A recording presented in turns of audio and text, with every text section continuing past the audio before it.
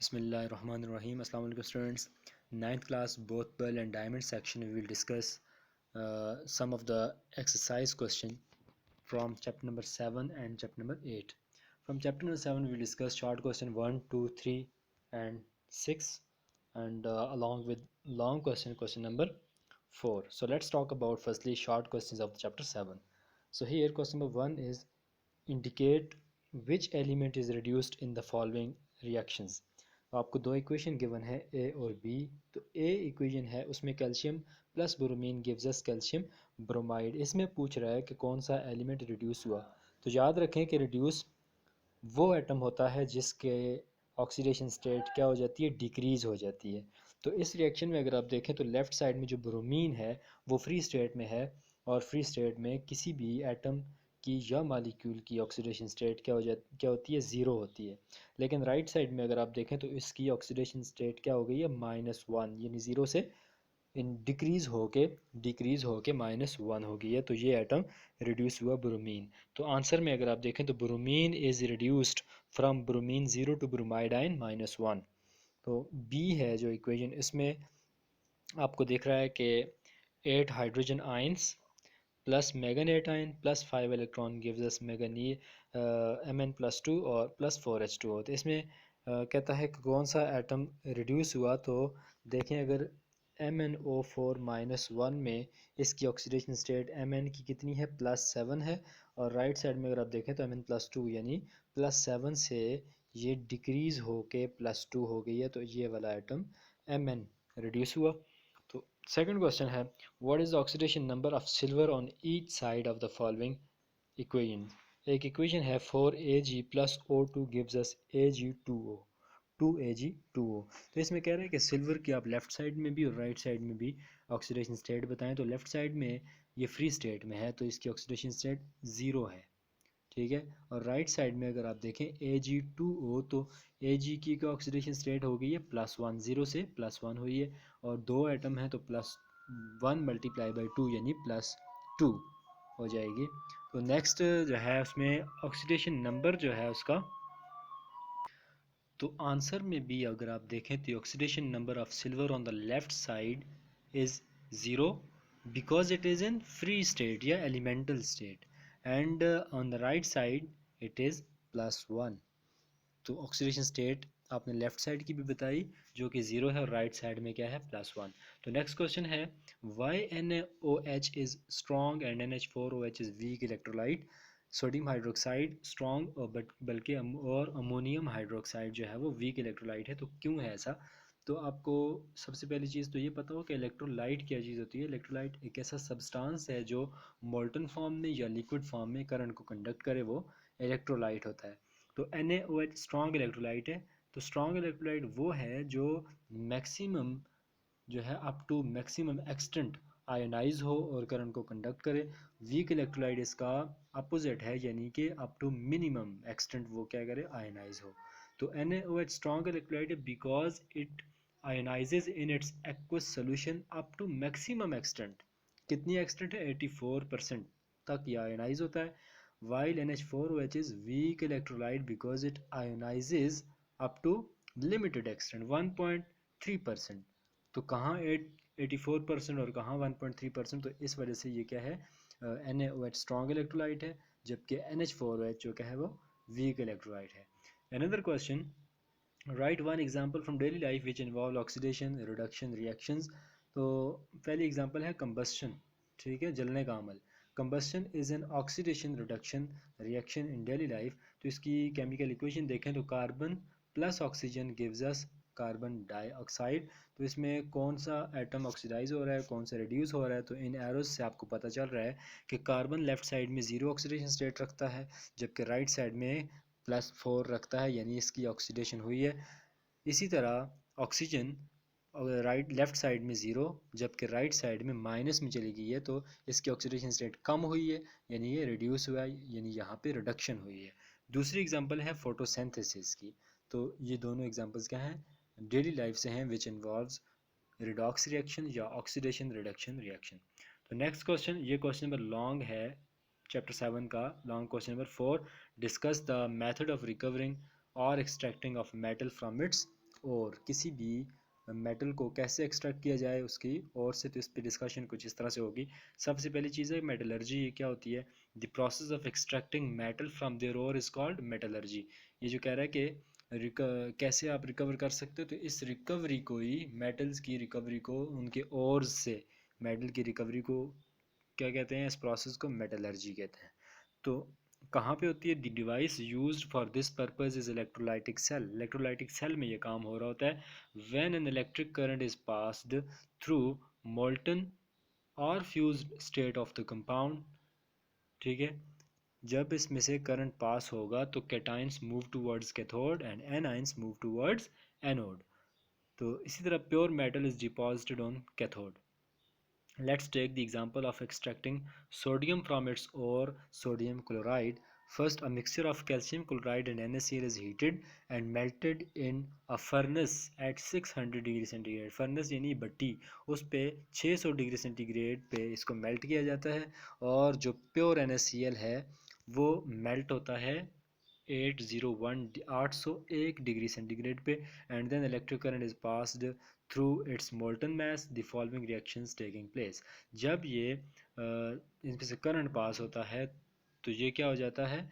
Sodium chloride solid से जब आप इसको हीट करते हो तो ये क्या लिक्विड फॉर्म में कन्वर्ट हो जाता है और इसके आयंस बन जाते हैं, ठीक है। और इसका जब इलेक्ट्रिक करंट पास होता है इसमें से, तो एनोड पे क्या होता है? ऑक्सीडेशन होती है। ऑक्सीडेशन क्या होती है? लॉस ऑफ इलेक्ट्रॉन्स को। तो यहाँ पे देखें, अगर क्लोराइड आयन है जिनके पास इलेक्ट्रॉन्स एक्स्ट्रा हैं, ये अपने दो इलेक्ट्रॉन्स क्या करेगा? दो क्लोराइड आयन दो इलेक्ट्रॉन को लूज़ करेगा तो खुद किस फॉर्म में आ जाएगा? मालिकुलर फॉर्म में, यानी गैस की फॉर्म में, ठीक है। तो ऑक्सीडेशन हुई है क्योंकि लॉस हुए हैं इलेक्ट्रॉन्स के। रिएक्शन एट कैथोड, कैथोड पे हमेशा क्या होता है? रिडक्शन होती है, ठीक है। सोडियम आयन है, ये दो इलेक्ट्रॉन गेन करते हैं तो elemental sodium ion, sodium metal में कन्वर्ट हो जाता है और ये सोडियम मेटल डिपॉजिट होता है किस पे? कैथोड पे, ठीक है। तो ये आप लोगों का इस तरह का मेथड होता है, इलेक्ट्रोलाइटिक सेल में ये परफॉर्म हो रहा होता है ये प्रोसेस एक्सट्रैक्शन का। तो नेक्स्ट है क्लास चैप्टर 8 के कुछ शॉर्ट क्वेश्चंस हैं। कौन कौन से हैं? 1, 8, 9, 10 क्वेश्चन और long question number 4।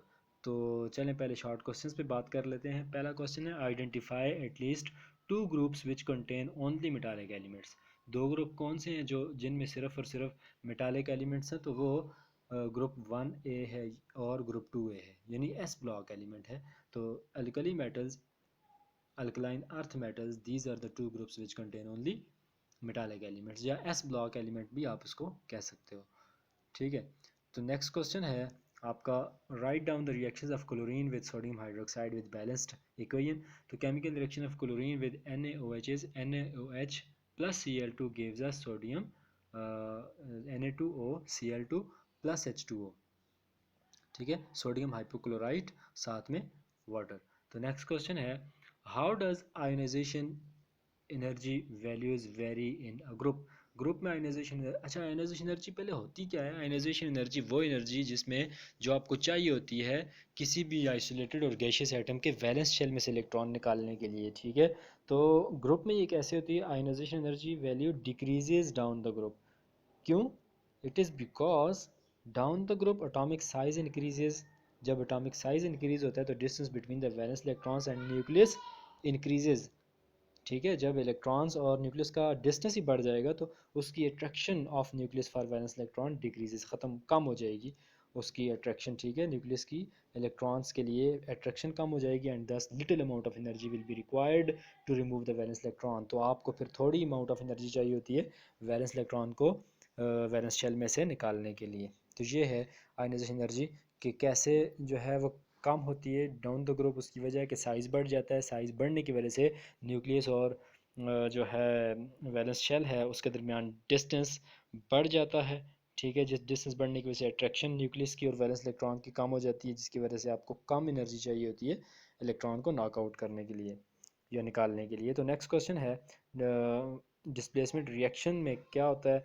Displacement reactions क्या होते हैं? तो डिस्प्लेसमेंट रिएक्शन वो है जब एक एलिमेंट दूसरे को डिस्प्लेस करता है, जब एक एटम दूसरे को डिस्प्लेस करता है यानी उसकी जगह ले लेता है। तो इसमें ये क्या कह रहा है? A more reactive halogen will displace a less reactive halogen from its halide solution. The reactivity of halogen decreases down the group.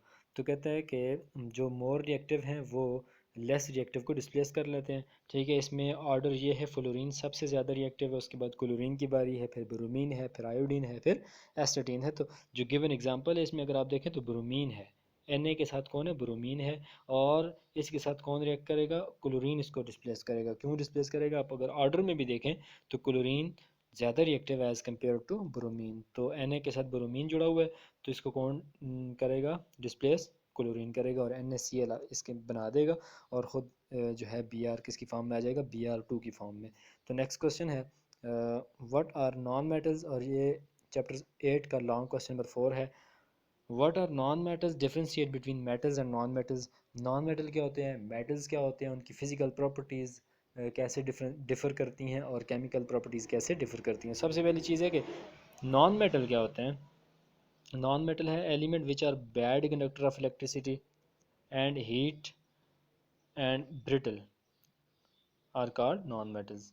क्या कहता है, elements which are bad conductor of heat and electricity and they are brittle, these are called metal, non metals. ठीक है, तो class इसकी जो definition है वो ये है कि नॉन मेटालिक ऑक्साइड्स और हाइड्रोक्साइड्स वो एसिडिक होते हैं। ये इनके कुछ करेक्टरिस्टिक्स हैं। Non metals are neither malleable nor ductile. तो मेलेबल और डक्टाइल क्या चीज़ होती है, मेलेबल कहते हैं कि प्रेस करना किसी भी चीज़ को in the form of sheets, और डक्टाइल कहते हैं able to be drawn into wires, capability of metal to be drawn into wires, इसको कहते हैं डक्टिलिटी। नॉन मेटल तो ये चीज़ शो नहीं करते, वो ये मेटल्स की प्रॉपर्टी है मेटल्स की, कि वो मेलेबल भी होते हैं, डक्टाइल भी होते हैं, जबकि नॉन मेटल्स नहीं होते। और their oxides and hydroxides are acidic in nature, के नॉन मेटल के जो ऑक्साइड्स हैं और हाइड्रोक्साइड्स हैं वो एसिडिक होते हैं। ठीक है, जैसे कार्बन का ऑक्साइड है, तो अगर उसके साथ पानी को रिएक्ट करें तो कार्बोनिक एसिड बनता है H2CO3। So their oxides and hydroxides are acidic. Next है these exist in all three states of matter at room temperature, solid liquid gas, दो तीनों में ये एग्जिस्ट करते हैं। Non metals react with oxygen and form non metallic oxide, और कहता है कि नॉन मेटल रिएक्ट करते हैं ऑक्सीजन के साथ तो नॉन मेटल ऑक्साइड बनाते हैं। जैसे कार्बन है, ऑक्सीजन के साथ रिएक्ट करेगा तो कार्बन डाइऑक्साइड बनाएगा, और उसका जो ऑक्साइड है या हाइड्रोक्साइड है वो एसिडिक होता है नेचर में। ठीक है, because when non-metallic oxides are dissolved in water form an acidic solution। ठीक है, this solution turn blue litmus paper red, और लिटमस पेपर को ये रेड कर देते हैं, ब्लू को। ठीक है, तो ये देख सकते हैं C+O2 gives us carbon dioxide which is non metallic, और जब नॉन मेटालिक ऑक्साइड वाटर के साथ रिएक्ट करता है तो ये क्या बनाता है, कार्बनिक एसिड बना देता है। Scientist also define non metal on the basis of loss and gain of electrons. तो आपको पता होना चाहिए कि non metal is an element which gain electron and form anion. Anion होता है नेगेटिव चार्ज, ठीक है, किसी भी स्पीशी पे। और नॉन मेटल जो है वो क्या करता है, गेन करता है इलेक्ट्रॉन को। लूज कौन करता है, मेटल्स। तो किसने देखो Cl2 को ने 2 इलेक्ट्रॉन जब गेन किए तो 2 क्लोराइड आयन बना दिए, एन आयन बना दिए। नॉन मेटल्स कौन से होते हैं, boron in group 3A, carbon and silicon in group 4A, nitrogen and phosphorus from group 5A, and all the elements of group 6 and 7A, these are all non metals.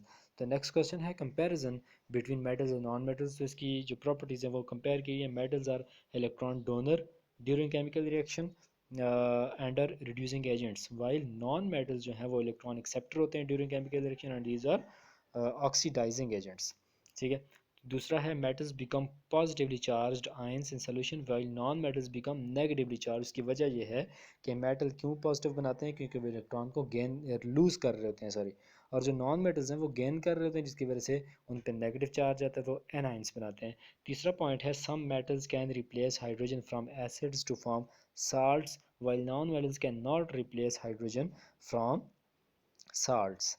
ठीक है, कुछ metals जो होते हैं वो हाइड्रोजन को, जैसे HCl है, तो उसमें से आप अगर NaCl बनाना चाहो तो सोडियम क्या करता है, हाइड्रोजन को रिप्लेस कर सकता है, तो साल्ट बना देता है, लेकिन नॉन मेटल्स में ऐसा काम नहीं होता। चौथा है मेटल्स फॉर्म बेसिक ऑक्साइड्स। आपने पहले पढ़ा नॉन मेटल्स के ऑक्साइड और हाइड्रोक्साइड एसिडिक होते हैं, इसी तरह मेटल्स के बेसिक होते हैं। When basic oxides are dissolved in water they form alkalis.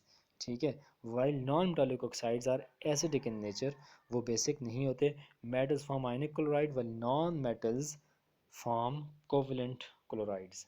Metals क्या करते हैं, आयनिक क्लोराइड्स बनाते हैं। ठीक है, जैसे NaCl, जैसे KCl, लेकिन नॉन जो मेटल्स होते हैं वो दे फॉर्म कोवेलेंट क्लोराइड, जैसे HCl है, ठीक है, CCl है, ये सारे क्लोराइड्स कोवेलेंट बॉन्ड बनाते हैं या कोवेलेंट क्लोराइड्स बनाते हैं, ठीक है। नेक्स्ट पॉइंट है metals do not combine easily with hydrogen. Few hydrides formed are ionic while non-metals combine easily with hydrogen to form many stable covalent hydrides. कहते हैं मेटल जो हैं वो स्टेबल हाइड्रोजन या हाइड्राइड्स नहीं बनाते, जबकि नॉन मेटल्स जो हैं वो इजीली कंबाइन होते हैं हाइड्रोजन से और स्टेबल कोवलेंट हाइड्राइड बनाते हैं। ये जो हैं वो अगर हाइड्राइड बनाएं भी, few hydrides formed are ionic, ionic hydride बनाते हैं, लेकिन वो इतने ज़्यादा स्टेबल नहीं होते as compare to non metals, ठीक है। नेक्स्ट पॉइंट है metals are usually solid at room temperature while non metal exist in all the three states. Metal except mercury, mercury को छोड़ के बाकी सारे जो हैं सॉलिड में एग्जिस्ट करते हैं, ठीक है, सॉलिड में एग्जिस्ट करते हैं, जबकि नॉन मेटल वो तीनों स्टेट्स में एग्जिस्ट करते हैं। लास्ट पॉइंट है metals are good conductors of heat and electricity while non metals are poor conductor या बैड कंडक्टर भी कह सकते हैं उसको, ठीक है। तो ये चीज़ तो आपको पहले से पता है। नेक्स्ट है कंपैरिजन, ये तो थे फिजिकल प्रॉपर्टीज़, अब ये हैं chemical properties of metals and non metal. तो केमिकल प्रॉपर्टी क्या है, generally metals are more reactive than non metals, metals बहुत ज़्यादा रिएक्टिव होते हैं, ठीक है, नॉन मेटल्स इतने ज़्यादा रिएक्टिव नहीं होते। जो नॉन रिएक्टिव होते हैं generally metals have giant ionic structures and metal non metals have molecular structure. Metals की आयनिक स्ट्रक्चर होती हैं, जैसे उसके क्लोराइड्स को ही ले लें तो, और ये जाइंट स्ट्रक्चर होता है, ठीक है, बहुत बड़े बड़े स्ट्रक्चर्स होते हैं, लेकिन जो नॉन मेटल है वो मालिकुलर उनके स्ट्रक्चर्स हैं, उनके मालिक्यूल्स होते हैं। Metals react with acids and non metals do not react with acids. Metal जो है वो एसिड्स का रिएक्ट करते हैं, नॉन मेटल्स नहीं करते। Non metals can exist as small and separated molecules. Non metal H2N2O2 की फॉर्म में एग्जिस्ट कर सकते हैं, लेकिन मेटल्स जो हैं वो कांट एग्जिस्ट लाइक दिस, वो जो है इसकी फॉर्म में कम्प्लेक्सेस की फॉर्म में एग्जिस्ट करते हैं। मेटालिक एलिमेंट्स जो हैं form metallic bond among themselves while non metals form covalent bonds among themselves, ठीक है। मेटल्स तो मेटालिक बॉन्ड ही बनाएंगे, कोवेलेंट बॉन्ड तो नहीं बनाएंगे, ठीक है। तो ये जो नॉन मेटल्स हैं वो कोवेलेंट बॉन्ड्स बनाते हैं, रहते हैं इसमें। और पांचवा है chemical reactivity of metal is due to loss of electrons while the chemical reactivity of non metal is due to the gain of electrons as well as sharing of electrons. तो कहते हैं केमिकल रिएक्टिविटी जितनी भी होती है metals में वो due to loss of electron होती है, और जो नॉन मेटल्स हैं वो शेयरिंग ऑफ इलेक्ट्रॉन से और गेन ऑफ इलेक्ट्रॉन्स की वजह से रिएक्टिविटी शो करते हैं। तो क्लास ये थे आपके कुछ एक्सरसाइज के क्वेश्चंस। आई होप कि आपको समझ आई होगी, लेकिन फिर भी अगर कोई मसला है, आपको कोई कन्फ्यूजन है, तो आप लोग कमेंट सेक्शन पूछ सकते हो और इसको अच्छे से अपने याद भी करना है। टिल देन, अल्लाह हाफिज़।